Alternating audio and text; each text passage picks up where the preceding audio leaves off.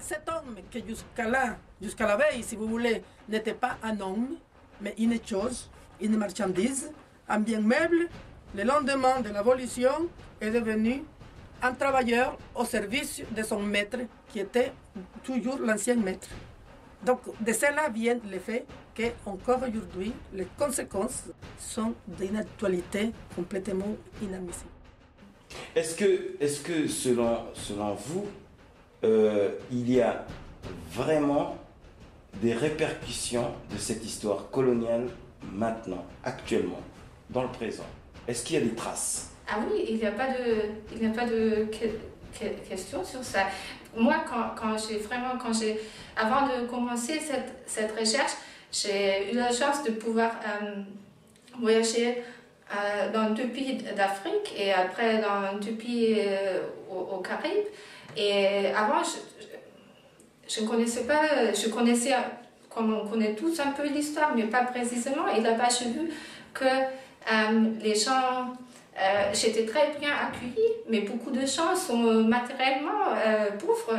Et après, j'ai lu et j'ai un peu vu, et moi, lu sur l'histoire. Et j'ai vu clairement que ça revient à ça. Et aussi quand on se rend compte que avant que les Européens ont commencé avec l'esclavage transatlantique en Afrique, l'Afrique avait en général un niveau de vie plus élevé qu'en Europe, mais surtout plus élevé, beaucoup plus élevé qu'aujourd'hui sur le tout du continent en général. Et si on regarde la documentation historique,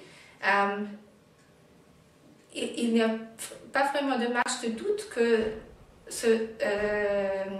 cela est dû aux violences systématiques pendant 500 ans que les Européens ont imposées. J'espère, d'ailleurs, je le souhaite de tout mon cœur, il pourrait être envisagé une vraie réconciliation de l'homme avec l'homme. À partir de ce moment-là, nous pourrions, j'espère, rentrer dans une nouvelle étape où cette chose commencerait à devenir une affaire du passé. Mais nous ne sommes pas là encore. La question de réparation est fondamentale. Pendant plusieurs siècles, tout ce qui débarquait en Amérique, provenant d'Afrique, chargé de chaînes, ils partageaient des éléments extérieurs ou des caractéristiques extérieures communes. C'est-à-dire, ils avaient la peau noire. Ce qui est grave, c'est que justement, malgré les siècles qui se sont écoulés, nous soyons toujours encore dans ces mêmes rapports d'oppression, de discrimination, d'oppresseurs et d'opprimés. Alors, qu'est-ce qui fait que ce sujet pose autant de problèmes que ça, quels que soient les gouvernements successifs, quelles que soient les tendances politiques? Pourquoi autant de blocages que ça? Le blocage, ça se comprend, c'est même humain. Toujours ceux qui ont le pouvoir, quels que soient les moyens par lesquels ils sont accédés au pouvoir, ils n'ont jamais lâché prise de gaieté de cœur. C'est toujours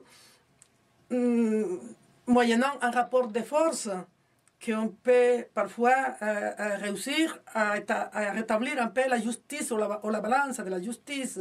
Il arrive que ceux qui ont été et qui sont les héritiers des anciens bourreaux, ou si vous préférez des anciens esclavagistes, ils sont quelque part convaincus que ce que leurs ancêtres ont fait n'était pas aussi mauvais que ça.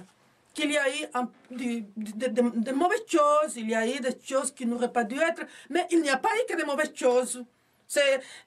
Pour eux, c'est un peu comme la question de la colonisation, vous savez.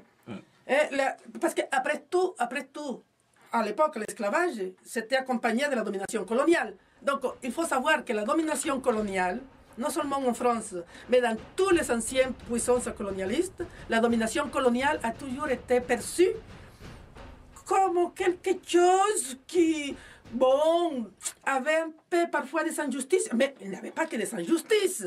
C'est grâce à la colonisation qu'on ramenait la civilisation, qu'on christianisé, qu'on humanisé, qu'on sortait les colonisés de l'état de sauvagerie, etc. Donc, vous voyez, il y a quand même un sentiment quelque part de que tout n'a pas été aussi mauvais que ça. J'ai rencontré des anticolonialistes européens qui sont prêts à admettre qu'il y a eu quand même des crimes, mais qui n'admettront jamais que la domination coloniale était foncièrement criminelle et que c'était un système, non pas dans lequel il y a eu des crimes, mais que c'était un système foncièrement criminel en soi-même. Que ce système était en soi-même un crime contre l'humanité. Eh bien, ils ne sont pas prêts de l'admettre. Et c'est normal, parce que toute leur bonne conscience, non seulement leur confort matériel, qui est déjà extraordinairement attirant, mais leur bon confort psychologique, leur bonne conscience repose sur ces convictions. Donc, si un jour il faut renoncer à la conviction de que cela, en réalité, n'a jamais été une bonne chose pour les colonisés, que cela a été une bonne chose pour les esclavagistes, que cela a été une bonne chose pour les colonisateurs, mais que cela était tout compte fait un crime. Et non un crime quelconque, mais un crime contre l'humanité. Si un jour ils doivent accepter ces réalités, tous les conforts, aussi bien psychologiques, et surtout psychologiques, partiraient en miettes. Donc, la question est très complexe. Il ne s'agit pas seulement d'une question de méconnaissance, d'une question d'ignorance. Oui, d'accord, la méconnaissance et l'ignorance jouent un rôle important, mais l'ignorance voulue, entretenue, soignée et coupable joue un rôle encore majeur. Et ce n'est pas parce que les Français soient méchants. Non, c'est pas ça. C'est qu'ils sont des êtres humains qui sont habitués à se voir et se percevoir comme des gens plutôt altruistes, comme des gens plutôt humanistes. Ils sont attachés à la France, à cette France qu'ils veulent croire humaniste depuis toujours. Et bon, la réalité, la dure réalité est incompatible avec cette image idéale.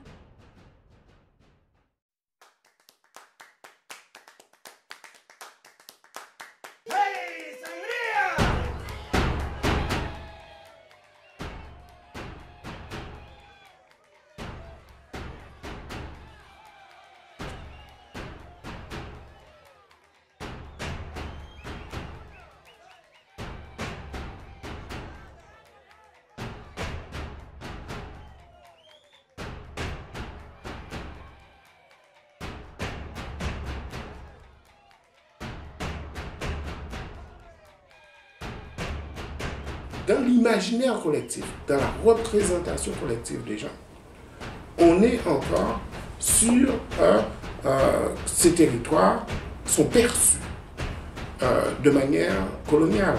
C'est-à-dire que dans l'imaginaire collectif, pour tout le monde, ce sont les confettis de l'empire colonial. Et que ce qui s'y passe, quelque part, est dérogatoire du droit commun français.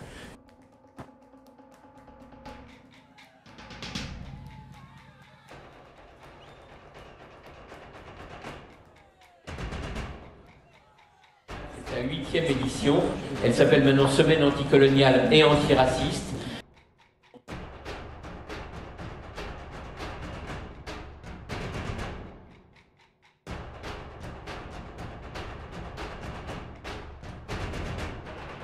Nous savons que dans la loi Taubira, un article 5 prévoyait des réparations.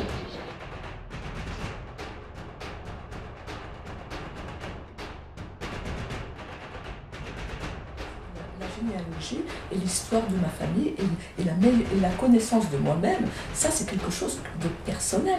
Lorsque je demande des réparations à l'État, je considère que individuellement et collectivement, c'est un droit.